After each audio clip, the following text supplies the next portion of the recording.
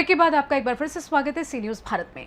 कबीरधाम के एक निजी आवासीय स्कूल में पढ़ने वाली 10वीं की नाबालिग आदिवासी छात्रा द्वारा बच्चे को जन्म देने का मामला अब नया मोड़ लेता दिखाई दे रहा है। आरोपी के खिलाफ बीजापुर थाने में मामला दर्ज होने के बाद अब स्कूल प्रबंधन और हॉस्टल की निगरानी व्यवस्था पर भी सवाल उठने लगे हैं। आदिवासी विकास परिषद ने पूरे मामले की एसआईटी जांच की मांग करते हुए आंदोलन की चेतावनी दी है। देखिए हमारी एक खास रिपोर्ट। जानकारी के अनुसार सरकारी उत्कर्ष योजना के तहत बीजापुर की एक नाबालिग छात्रा कबीरधाम के निजी गुरुकुल स्कूल के हॉस्टल में रहकर 10वीं की पढ़ाई कर रही थी। आरोप है कि छुट्टियों के दौरान गांव में उसके साथ दुष्कर्म हुआ। इसके बाद भी वो कई महीनों तक हॉस्टल में रही। स्कूल प्रबंधन का कहना है कि फरवरी में तबीयत बिगड़ने पर परिजन छात्रा को घर ले गए, जहां उसने बच्चे को जन्म दिया। मामले में पुलिस ने आरोपी के खिलाफ एफआईआर दर्ज कर जांच शुरू कर दी है। अब इस पूरे मामले में कई गंभीर सवाल खड़े हो रहे हैं। यदि छात्रा महीनों तक हॉस्टल में रह रही थी तो उसकी गर्भावस्था की जानकारी स्कूल प्रबंधन, वार्डन या महिला स्टाफ को आखिर क्यों नहीं हुई? क्या छात्राओं का नियमित स्वास्थ्य परीक्षण किया जाता था या फिर निगरानी व्यवस्था में कहीं गंभीर चूक हुई? इन सवालों के जवाब अब जांच के बाद ही सामने आएंगे। स्कूल के वर्तमान प्राचार्य का कहना है कि घटना उनके कार्यकाल से पहले की है। उनके अनुसार छात्रा को परिजन अपने साथ ले गए और बाद में उसके परीक्षा में शामिल नहीं होने की जानकारी मिली। उन्होंने मामले से जुड़े अन्य सवालों पर तत्कालीन प्राचार्य को जिम्मेदार बताया। इसी बीच आदिवासी विकास परिषद ने पूरे मामले की एसआईटी जांच की मांग की है। परिषद का कहना है कि आरोपी के साथ साथ ये भी जांच होनी चाहिए कि हॉस्टल में रह रही छात्रा की स्थिति पर स्कूल प्रबंधन की आखिर नजर क्यों नहीं गई।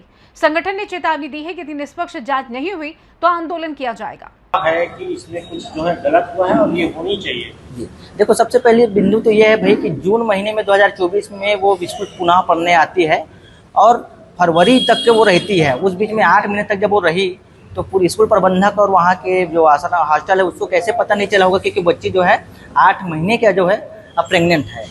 दूसरा तथ्य ये है कि भाई अगर आपको पता चल गया तबीयत खराब हुआ है तो आपने उसका जांच तो कराया होगा। जांच के पश्चात आपने क्यों उसको जो है पुलिस प्रशासन को या जिला प्रशासन को क्यों अवगत नहीं कराए, ये दूसरा तथ्य है। तीसरा तथ्य यह है कि भाई उनके जो है 3-4 महीने बाद उनके पिताजी का और बच्ची का जो है आपने एफिडेविट बनवा लिया अपने पक्ष में, तो ये तीसरा तथ्य है। चौथा तथ्य यह है कि उसके जो बहन है, छोटी बहन, उसको निःशुल्क में वहाँ पढ़ाया जा रहा है, ये भी तथ्य सामने आया है।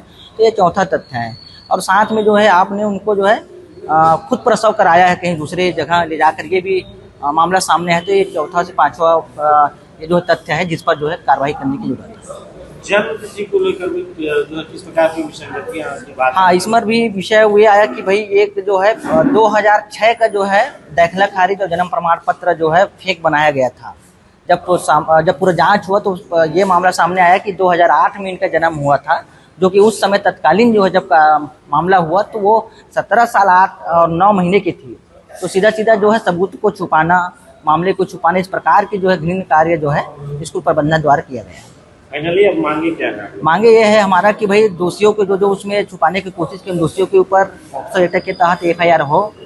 साथ में क्या बोलते हैं, स्कूल को जो है वहाँ बंद किया जाए, उस स्कूल को जो बैन लगाया जाए।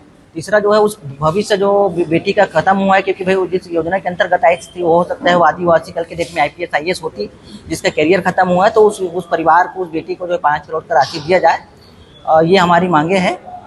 और जो है साथ में हम लोग हाँ, चौथा जो है उस बच्ची का जो है DNA टेस्ट हो, ताकि ये पुष्टि भी हो जाए कि सच में उस जिस व्यक्ति को लोग आरोप लगाए हैं वो उनका सच में उसका पिता है कि नहीं है, ये जो है मामला। और एसआईटी गठित हो उसमें जो है, तो हम लोग इस मामले को लेकर अभी हाई कोर्ट भी जाने वाले हैं। और धरातल में भी 2-3 दिन के भीतर अगर ये कार्रवाई यहाँ के जिला प्रशासन द्वारा अगर नहीं किया जाता सरकार द्वारा, तो फिर बड़े रूप में जो है आदिवासी समाज आंदोलन करेगा। जिसका चयन जो है उत्कर्ष योजना के तहत हुई थी, आपके यहाँ दाखिला हुई थी।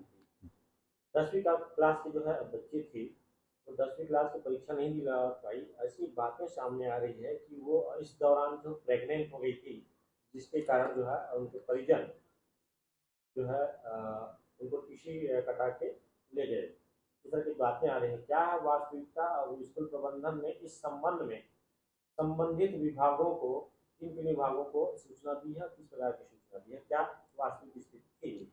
मेरे संज्ञान में तो ये पहली बार आ रहा है ऐसा कि कोई गर्भवती थी, ऐसा पहली बार मैं सुनने का, आप ही के मुंह से सुन रहा हूँ ये मैं, है ना, क्योंकि पहले हमारे में ऐसा कुछ नहीं था। बच्ची छुट्टी में गई थी उस समय, और उसे जब वापस आई उसके बाद उसकी तबीयत बिगड़ी तो पेरेंट्स को बुलाया गया कि इसकी तबीयत खराब है करके, और बाकायदा हमने उत्कर्ष जो आदिवासी जो है वहाँ पे भी ले गए, बच्चों को बताया, उनको इन्फॉर्म दिए ओरली। तो उन्होंने बोला कि पेरेंट्स आए हैं तो क्या क्या जरूरत है, पेरेंट्स के साथ आप भेज दीजिएगा बस। वो बच्ची स्कूल के हॉस्टल में पढ़ती थी, कब एडमिशन हुआ था और कब से कब तक? अभी डेट का तो देखना पड़ेगा, तो मेरे ख्याल से सिक्स क्लास से एडमिशन होता है इनका जहाँ तक, तो डेट वगैरह रजिस्टर देख के बताया जा सकता है। कब नहीं हुआ, कौन सी कक्षा में? वो 10th क्लास में दिवाली के बाद मेरे ख्याल से जहाँ तक। बाद में एक एफिडेविट सामने आया है जिसमें वो कह रही हैं कि मैंने शादी कर ली, स्कूल से निकलने के पहले ही शादी कर ली, अब मेरा बच्चा है। तो ये क्या मामला है इसका? कभी आपने एक नैतिक जवाबदारी देखते हुए स्कूल प्रबंधन ने कोई जांच की? और वो बच्ची बीमार थी तो किस कारण बीमार थी, क्या कारण था, कभी कुछ जांचने की कोशिश की आप लोगों ने? नहीं नहीं, पेरेंट्स सर्वोपरि होता है। पेरेंट्स अगर माँ बाप आके बोलते हैं कि हमको बच्चे को घर ले जाना है, तबीयत खराब है, तो इसमें कोई भी प्रिंसिपल या कोई भी डीओ या कोई भी अधिकारी उसको बाध्य नहीं, रोक नहीं सकता कि आप क्यों बच्चे को ले जा सकते हैं। तो इस बेस पे हमने, मेरी बात कंप्लीट होनी चाहिए, इस बेस पे उसको, उस बच्ची ने घर चली गई। घर जाने के बाद अगर बच्ची नहीं आती, हमने 2 से 3 बार कॉल किया तो उन्होंने बोला उनकी तबीयत खराब है, वो नहीं दे पाएगी एग्जाम।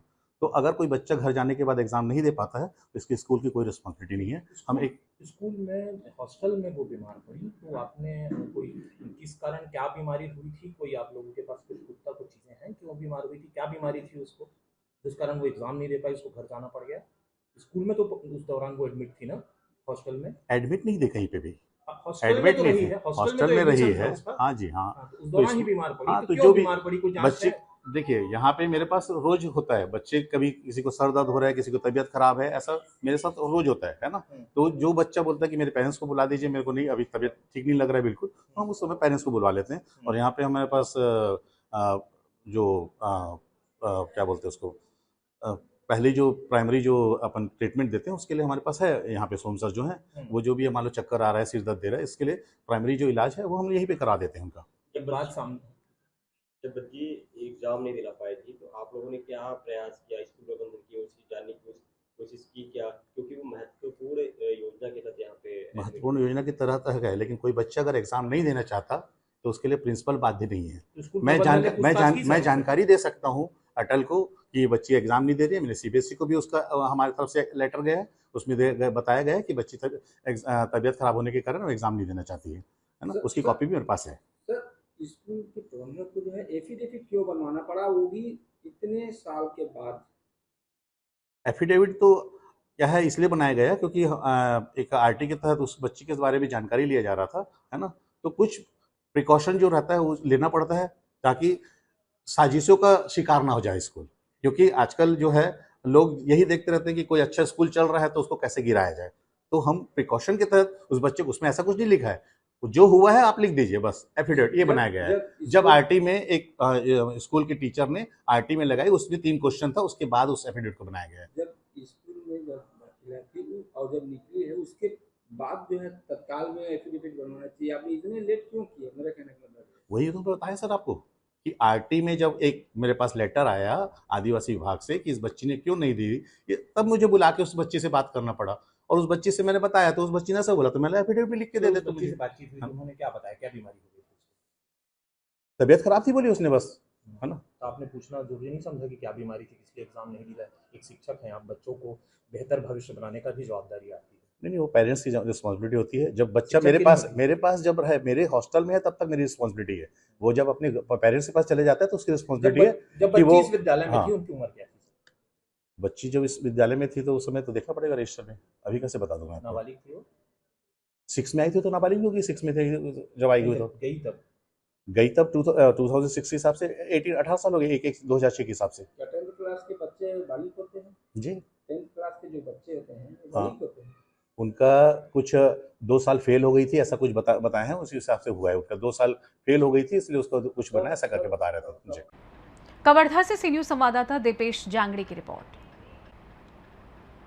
फिलहाल आरोपी के खिलाफ पुलिस जांच जारी है, लेकिन अब सबसे बड़ा सवाल तो यही है कि क्या जांच केवल आरोपी तक सीमित रहेगी या फिर स्कूल प्रबंधन और हॉस्टल की निगरानी व्यवस्था की भी निष्पक्ष जांच होगी, क्योंकि आवासीय विद्यालयों में पढ़ने वाले बच्चों की सुरक्षा और निगरानी संस्थान की सबसे बड़ी जिम्मेदारी मानी जाती है। फिलहाल के लिए इस खास रिपोर्ट में बस इतना ही। देश दुनिया की तमाम बड़ी खबरों को जानने के लिए आप जुड़े रहिए सी न्यूज भारत के साथ। हर खबर आपके साथ, आपके हाथ।